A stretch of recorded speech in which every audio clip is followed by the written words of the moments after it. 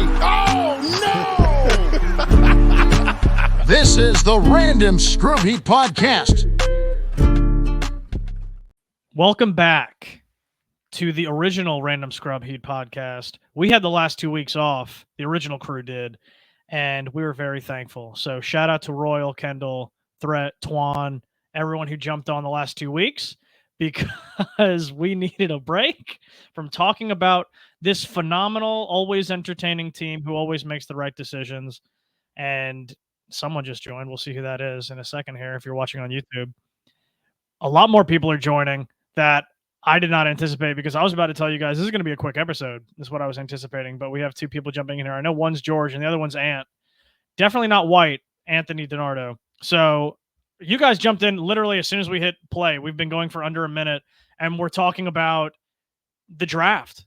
Basically, we're lightly touching on some topics today, some prospects that have been linked to Miami, because we're having Ant on, or not Ant. We're having I have Ant on the brain right now. we have Adam Barai on next week, where we're going to go a little bit more in detail, ask him some opinions on prospects that have been linked to, if there's any dribble going on, any tea leaves to be read, but that's next week. This week, we're just talking about who we're hearing, what we're seeing going on with the Heat, who they've worked out. We have Ant left, so we have George, we have Hot Take Harry. George, are you feeling any better? Much better. Much better. I was going to say it would be hard pressed to find George in worse shape than he's been in the last couple of weeks. So I'm glad that he's on the up end. He's mending himself up nicely. And like I said, I don't like doing pods this close to each other the way that we're going to do the next pod from this one. So we're going to lightly touch on some prospects. We'll start with the title of the episode, the Zach Edey fan club. I'm going to put a 12-gauge shotgun in my mouth if they draft Zach Edey. I'm not going to say whether or not I'll pull the trigger, but the shotgun will be present no matter what if they draft Zach Edey. There are rumors they've worked him out, and I get partially this could be Miami doing their due diligence, right? It's the best player in college basketball the last couple of years. He made it to the championship after Purdue shitting the bed his entire career. It doesn't make a lot of sense why they would draft him, because it would feel a lot like Precious Achiuwa 2.0 in terms that they drafted Precious knowing full and well that he couldn't play with Bam. They did it anyway. They passed up Tyrese Maxey. This is a very stale talking point that I don't want to piss a lot of people off with. I get the same vibes from Zach Edey. He can't play with Bam. He doesn't stretch the floor. Why would you even waste a first-round pick on someone that can't play with your best player? I said it. Bam's the best player at this point. Where do you guys fit in with that whole thing when you saw that the Heat were working him out and looking into Zach Edey? Do you think they're just doing due diligence, or do you think where there's smoke, there's fire? No. The answer is care to elaborate? Resounding no. No, absolutely not. Okay. I think it was more. Sorry, I was going for a bit, but Harry just had to ruin it. Nearly. It's okay. We can save it. Zach Edey makes less than no sense for this current Heat squad. If you're not going to trade the pick, to allocate the pick to a position of need. I've got a few names. I will round them off for you right now. Tristan Da Silva. You just have a Jared fetish McCain. with Silva, don't you? Because of Chris Silva? That's exactly why. The one and only. Silva. Tristan Da Silva, Jared McCain, Isaiah Collier. Those are all names I like. Even Carl Filipowski. Or Filipowski. No, stop it. Strike that from the records. Strike it. No, Devin Carter. Devin Carter as well was the other one. I just like saying Kyle Filipowski or Filipowski. Get ready to learn Filipowski, buddy, because he is tall, he is white, and he will be there at the 15th pick. He will be there at Miami's alley. I really want a Zach Collier, though. I really do. But we'll stay on the Zach Edey conversation. I really don't like the fit. I really think that it's one of those things where people look into because Bam has started shooting the 3, and you think that you can stretch him over to the 4 and kind of develop Zach Edey in that role. But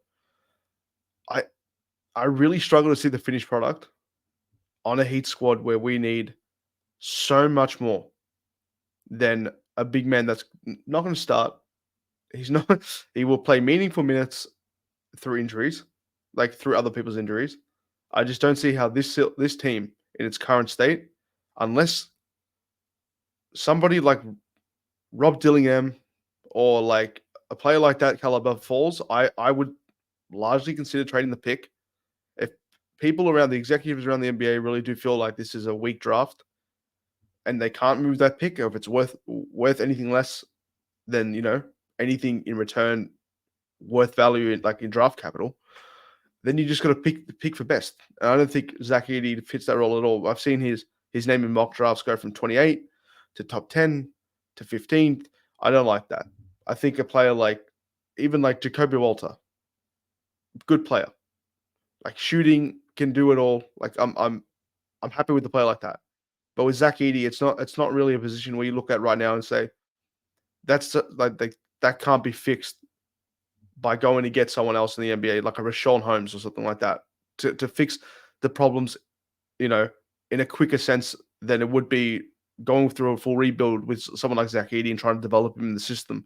Just doesn't. I just don't see how that makes more sense than anyone like rumored around picks 10 to 20. Do you know what I mean?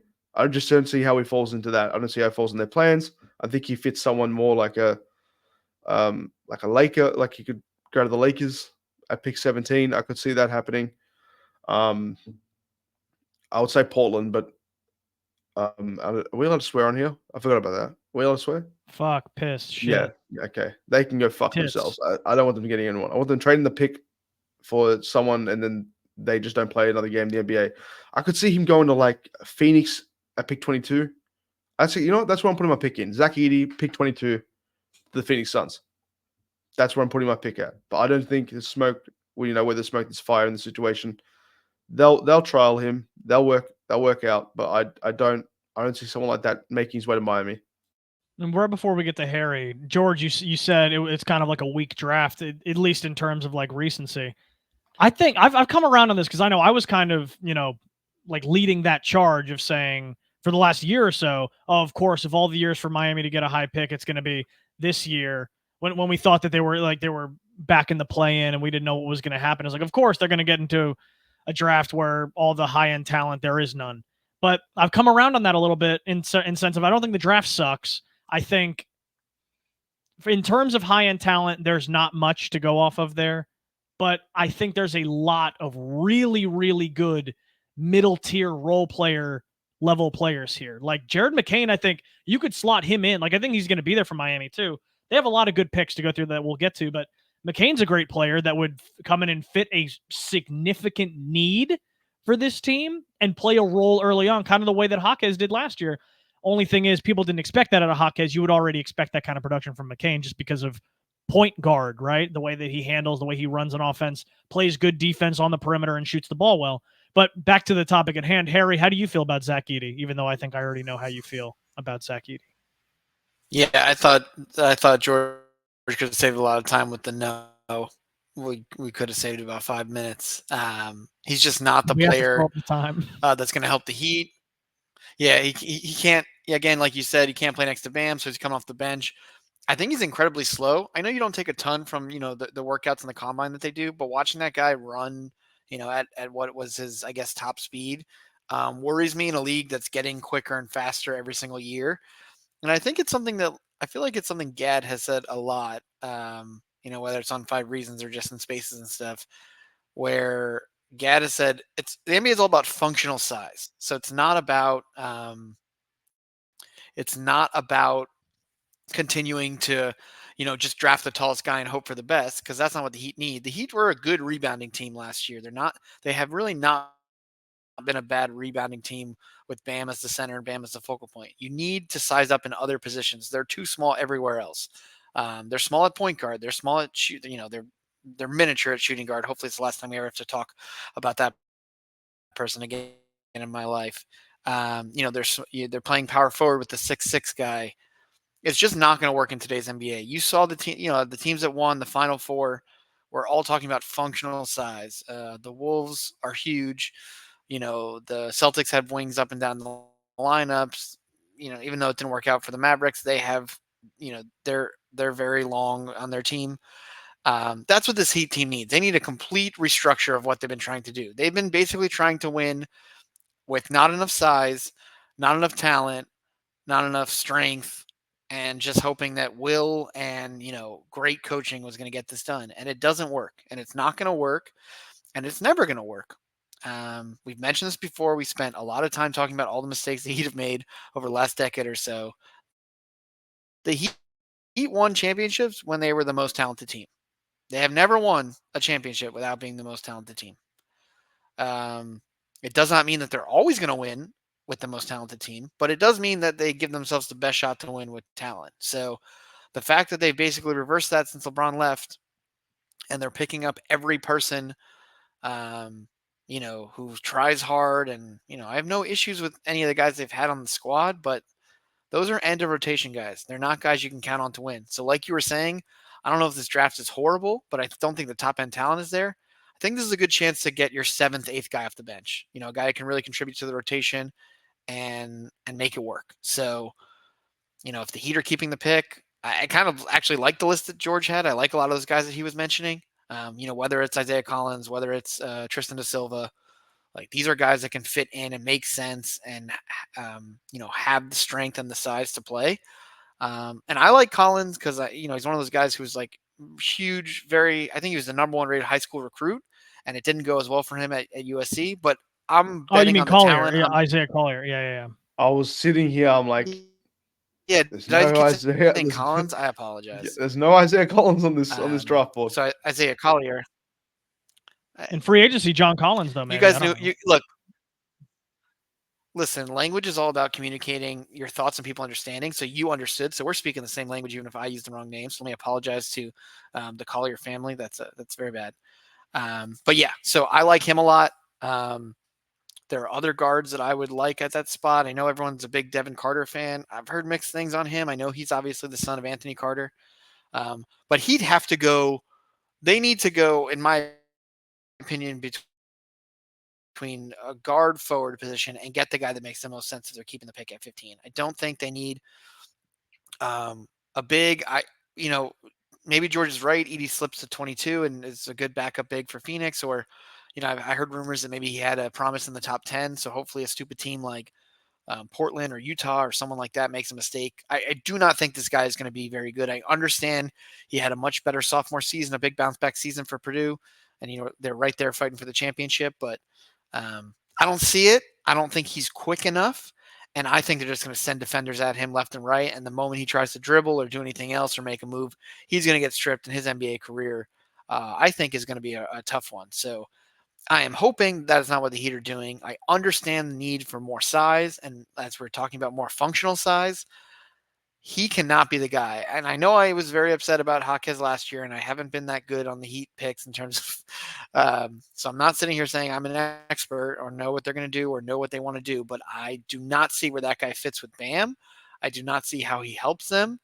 And I think if they really want to go out there and get a backup big for Bam, you figure out the finances and you spend a little money just finding a guy that works. And we, as George has said in many pods before, we need to figure out this backup center position because Bam needs to be able to sit without the wheels falling off for this team. But I don't know if that's necessarily going to happen in this draft.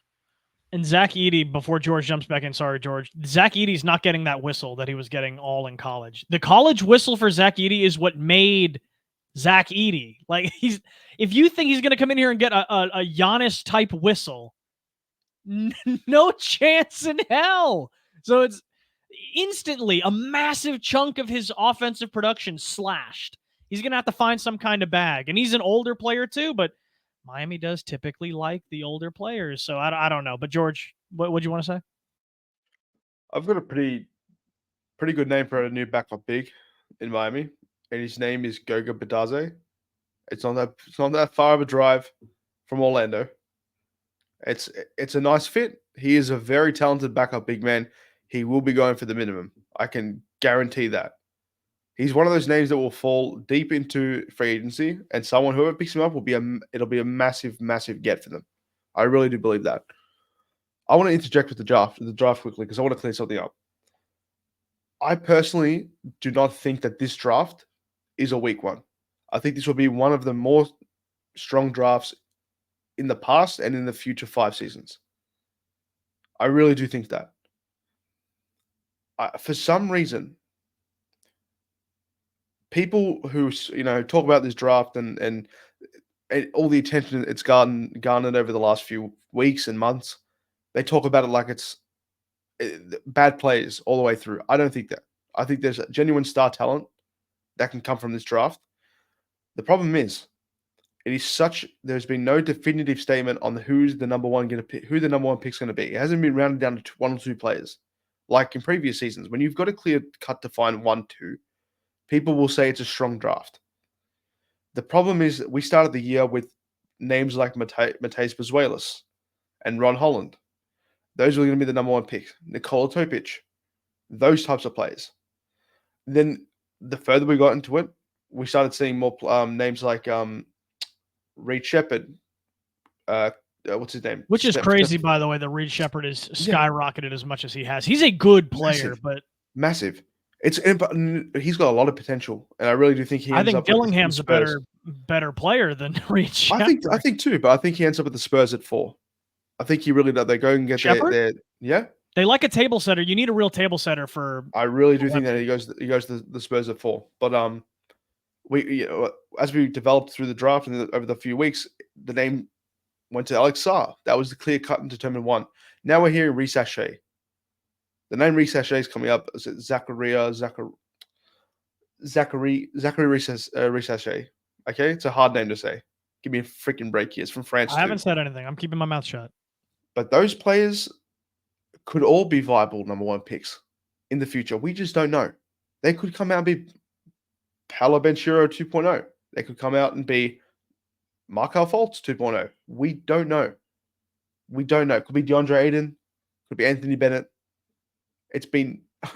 I just don't think that this has been covered with enough of a definitive statement on who the number 1 pick is going to be. Thus, it's such a volatile draft that someone could drop down to 15 that shouldn't be there.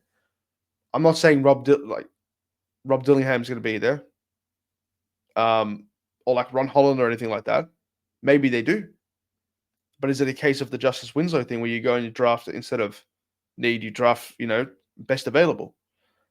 I think you do take that chance with this.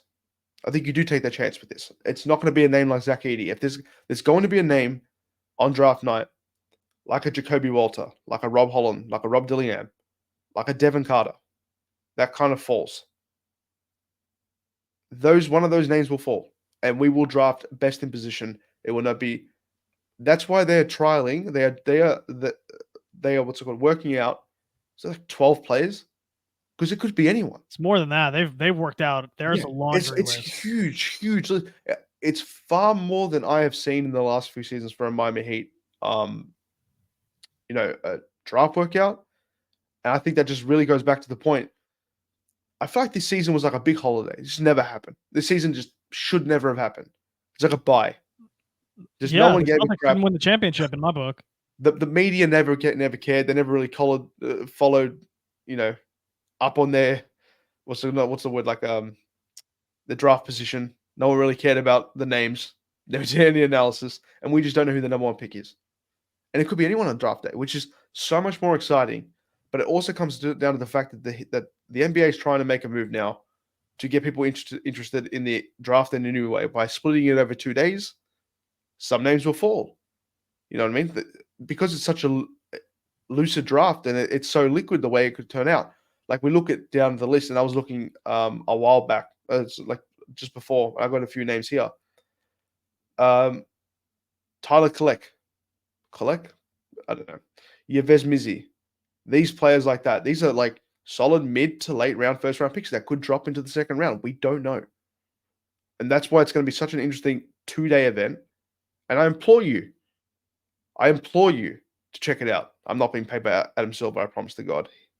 The last thing that bald bastard needs. But no, before we go any further, George, because you're talking about some really talented players that can slip. We've seen in years past guard players or forward type players, extremely talented. Damian Lillard, Kemba Walker, Klay Thompson, just to name a few, that slip. They're not top 5 picks. And it's like there is really, really good talent to be had in the back end of the lottery, which is where Miami is, right outside the lottery at 15. But there, and you also said a player that I really like. I'm a huge Gator fan, so I love Zion Pullen. And the Heat worked him out. I think if you don't go guard or you don't go point guard in the first round, and Zion's there in that second round at their second round pick, you have to pull the trigger on that because he is such a phenomenal defensive guard who can set the table and make some good plays. But here's the player because I want to get Harry's opinion on this. I have not seen anyone talking about this, and it's because of the rape case that got dismissed. Terrence Shannon, that fucking dude. Yeah, George, it was a Sean Oakman type case. If you know the Sean Oakman case, a player who was projected to go make millions of dollars had an unfortunate, a false accusation against him, and it sucks because all it does is deteriorate the real cases that happen far more than the fake cases, and it's a huge mess, and it's extremely unfortunate. But Terrence Shannon, in my opinion, I think he's like the second or third best player in this draft, and he, because of the situation, completely got shelved out of the first round, and now he's slowly making his way up. I've seen the most recent mock I saw, he was at like Lakers or he's at like a 17 spot. That's the highest I've seen him. That means, listen, I'm no mathematician now, isn't it? But that means he's there at 15. If Terrence Shannon is there at 15, you have to say fuck everything else, get him. I will die on that hill.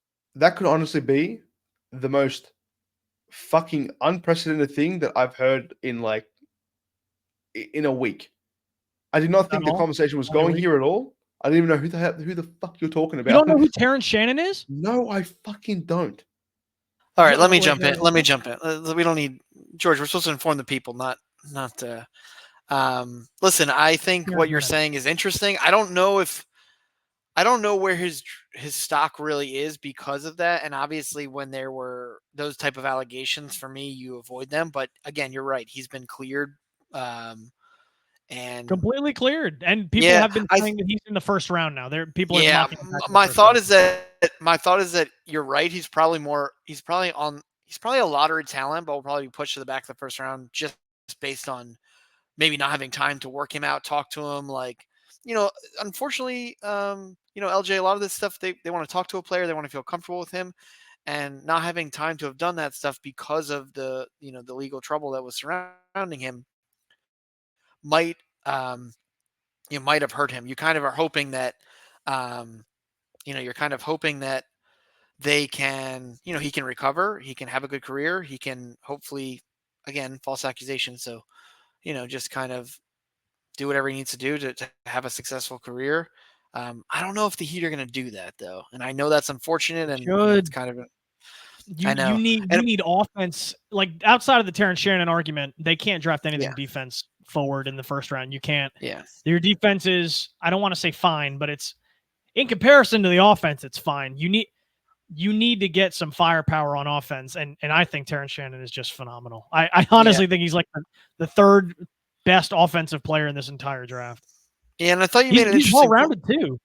Yeah, and I thought you made an interesting point that, maybe people weren't realizing, or I don't know if they started to look into it yet, but the Heat have a second-round pick this year. They usually don't because they usually use them to dump contracts they should have never signed. So, funny enough, this is a pick they've tried to trade multiple times. It has come back to them. This was actually used to acquire Dwayne Wade back from the Cavs when that trade happened at the deadline. And because it was such a protected pick, the Heat finishing where they are, they have it. So they kind of, if they're keeping the picks, they have two cracks. Two bites at the apple is the expression. And, they have some opportunities. And again, this is, as we're talking about, this is what people have called a weak class, but I think what you're kind of saying, it's a bit, and it's a deep class. And so 2 bites at the apple within 43 picks is pretty good. Not usually, the Heat don't usually have that opportunity. They usually don't have 2 picks, and they usually don't have 2 picks this early. So, it will be interesting to see what they want to do and how they want to address it. The second round is a lot more for like a developmental prospect, a guy that they could send to Sioux Falls probably for most of next year and kind of see what they can do there. So, I think people are looking at his name is Adem Bona, right? That's the correct.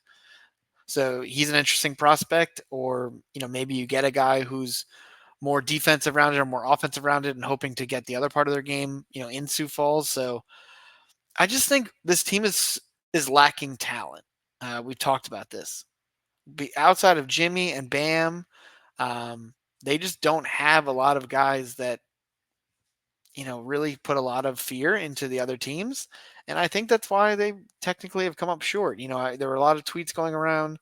The Heat have finished to the runner-up. Sorry, the Heat have finished the champion 4 to 5 years.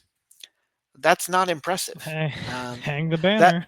that's actually bad. That means that you've done nothing to get over that hump. That means that you've been close every single time, and you said, "Nah, this is fine, no big deal. We don't have to make changes. I like losing." So I don't really understand that point. Listen, if your point is the Heat are better than most of the teams in the NBA at competing, at getting close, yeah, I agree with you. The Heat have shown time and time again that no matter what iteration of team they put out there, they're going to do their best to get into the playoffs, make a run, and really make you work to beat them. But we're going on now 11 years without a championship.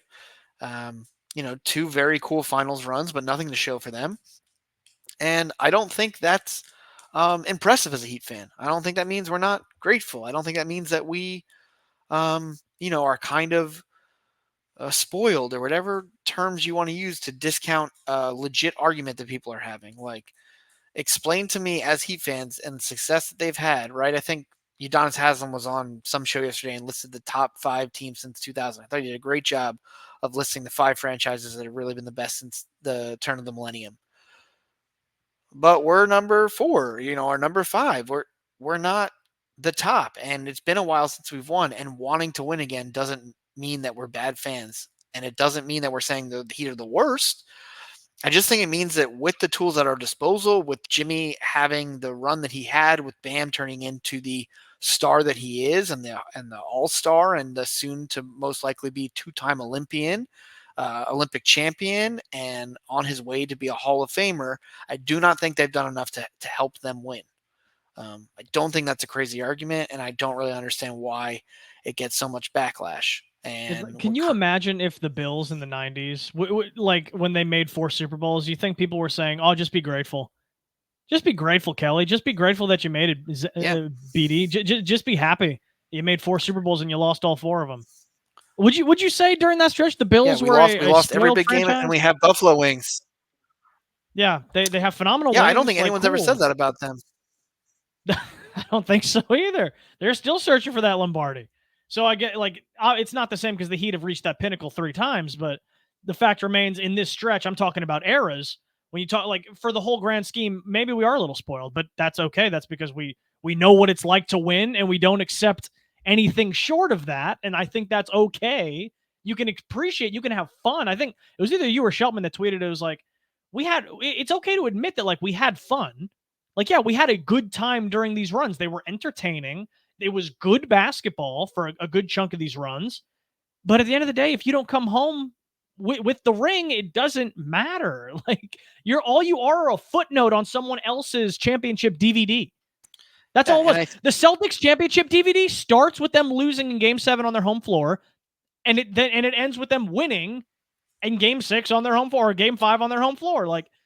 The Heat are a footnote on the Nuggets DVD, on the Lakers DVD, on the Spurs DVD. Yeah, and I don't know why it became listen, the Celtics went out. They realized they didn't have enough. Hey, could they have beaten the Heat in 7 if Tatum didn't sprain his ankle last year? Maybe. We'll never know, right? We'll never know. If Jimmy doesn't sprain his ankle in New York, who knows? Yeah. It's all just a bullshit what if. But hey, they didn't take it as what if. They didn't run it back. They made 2 major trades to bring in guys. And to be honest with you, only one of them really ended up working out completely. Kristaps was phenomenal during the regular season, but obviously he's injury prone. He did what he does best in the playoffs, and it's get hurt. Yeah. Drew, an anomaly of a run for Drew, by the way. Yeah, and I just think we're kind of at this point where, what are you going to do about it? Are you going to sit back and say, "Oh yeah, we have enough," which you don't, and it's a lie at this point, or are you going to make some changes? And I think they owe Jimmy and they owe Bam some insurance on this team, someone who can come in, another scorer that can kind of alleviate some of the pressure when they need a bucket. And just help them out, because if they're not bringing these guys in, they're not going to win again, and they need that type of insurance to push them farther and hopefully get them closer to capturing their 4th championship as a franchise. And speaking of insurance, I mean, I think us here at the basement know a thing or two about insurance, Harry. Correct me if I'm wrong, though, but a primary sponsor of the basement, Simple Health Advisors. Insurance doesn't need to be complicated. Give them a call, email them, do whatever you need to do to get a hold of them. Tell them that the basement sent you. You can email them at jpough at Simple Health Advisors. That's James Pugh at simplehealthadvisors.com, or give them a ring at 321-345-7738. And now, as we close, oh my bad, Harry. As we close, I just want to I want to ask, because we don't, like I said at the top, we don't usually pod this close to each other, right? Like we don't, these 2 episodes that we're going to do, obviously this Thursday, and then we'll upload another one on Tuesday right before the draft. I want to know who do you feel like they're going to take, or who do you want them to take at 15? And then I'll ask you the same question on the next episode just to see if any of that's changed. Because honestly, with all this news that's coming out, it's not unlikely that your opinion can change in like a 4 or 5 day stretch. So who do you like at 15? Yeah, the 3 guys I like, and George did a good job pointing them out, and I will try to say everyone's name correctly this time. I like Isaiah Collier out of USC. I think he makes a lot of sense. Kind of like a bit of a score first guard, but I think could do well in this offense and would just help alleviate some pressure. I do like Devin Carter, even though I think he's lower on my list. And he might go higher. His stock seems to have risen quite a bit. And I think something happens with guys that do well in college, and then they have the NBA pedigree because his dad obviously played for the Heat and was a decent role player, Anthony Carter. And he had a nice season at Providence. And then I do like this guy, Tristan Da Silva. I've been studying a lot of tape. He's out of Colorado.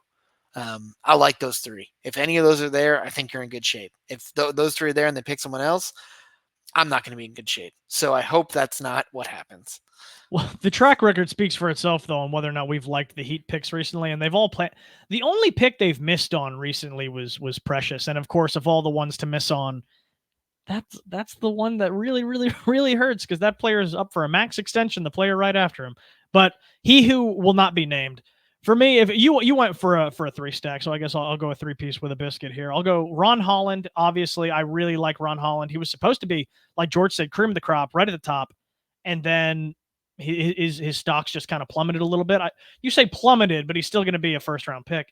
Does he get to 15? I don't know. Some people are saying just inside the top 10 is what I've been seeing, but he very likely could fall to 15. I wouldn't put that past him.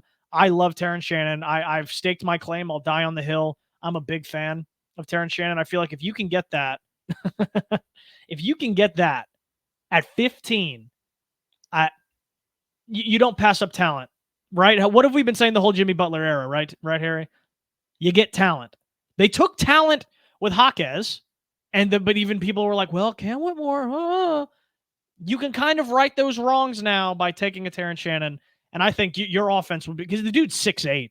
Like, he can play whatever the hell you need him to play. He's a good rebounder. He's fast. He's athletic. And the Heat always like players that are a little older, right? Terrence Shannon's like 23. So it checks all your Miami Heat boxes. I like those 2 that are at the top of my list. And then I guess I've already mentioned him once, so I'll say it again. Jared McCain. I feel like they really need guard help. I know they need rebounding help, but I feel like you can get that in free agency if you actually open up your wallet and make a good decision for a backup big to Bam.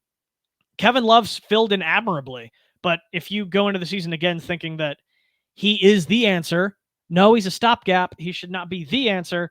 But I think the more glaring issue is guard play on this team, because in today's NBA, you really get a lot of your offensive juice from your backcourt, and this team does not have many players that can get them anything in the backcourt. I get Terry Rozier. That's not fair to say, because he was balling out before he gave out some crazy neck, but he looked better now. He doesn't have the neck brace on. He was out in public without a neck brace, I saw the other day. So I was happy to see that. Maybe they can flip Terry this offseason. I don't know. They don't feel like the type of organization that would acquire a player that spoke so highly of them, treated them well while he was here for such a short time, and then flip him. Would it be the smart thing to do with the right offer? Possibly, but the Heat do not strike me as a team that would instantly flip a contract like that. Should they? Maybe, but I don't think they're the type of organization to do that. But all right, guys, that's basically, we want to do a quick 30-35 minute episode. We were able to do that for you guys today. We'll be back again, like we said, early next week with Adam Barai, where we give a little more in-depth look on some of these players. Maybe some players you haven't heard of. Maybe by then, like I said earlier, the tea leaves have some words on them that we can read. But Harry, anything else for the people before we say goodbye for like 3 to 4 days? Yeah, I mean, I think we did a good job of giving you six prospects the Heat might pick, and we're pretty confident none of them are going to work out. So, hey now, baby, that's what I'm talking about. That's what we like to hear. Okay, well, as I scroll for the video, as I try to find the video, Harry, have you already found the video? Need a stop and a rebound. Fournier for 3. Wait, I forgot to say, guys, take care. Be good people. All right, we love you. Goodbye. Need a stop and a rebound. Fournier for 3. That was the Random Scrub Heat podcast.